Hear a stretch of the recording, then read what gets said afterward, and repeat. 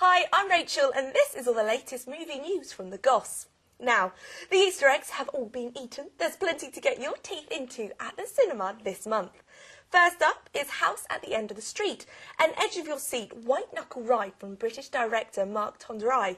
This is a strong follow-up to his 2008 debut Hush, and this time we are taken on the story of a teenage daughter and her mother who move into a new house only to learn that the property next door was once the scene of a double murder.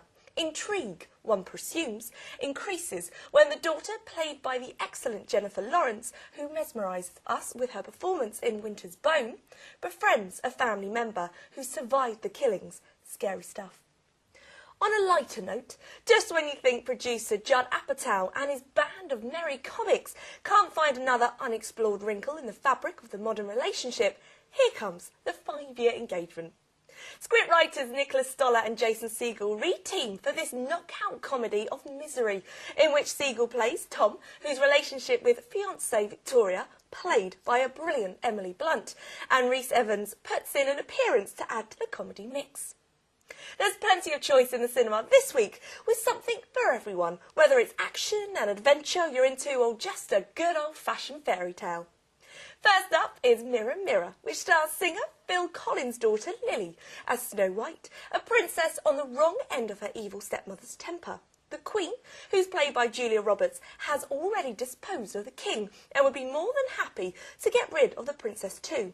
Throw in a handsome prince and some hilarious dwarfs, and this lavish makeover of the Grimm Brothers classic generates all the same tongue-in-cheek energy as a fun-filled Christmas panto. The Cold Light of Day stars Henry Cavill as Will Shaw, an American on the run in Spain after his mum, brother and his fiancée are abducted by baddies who all seem to want young Will dead.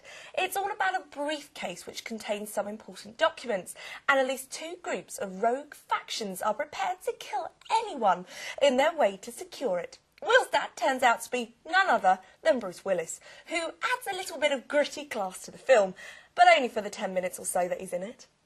Finally, go and see The Hunger Games before it leaves your local cinema. It's an adaptation of the first in a set of 3 fantasy books by Suzanne Collins, in which teenagers culled from the 12 districts of a post-apocalyptic nation called Panem are pitted against each other in an annual state-sponsored fight to the death. And although it's adapted from a book, there's no required reading before entering the cinema in order to get it. It's well above the all your favourite bits but with pictures business that has become the accepted standard. We at TheGOSS would say it's a must-see.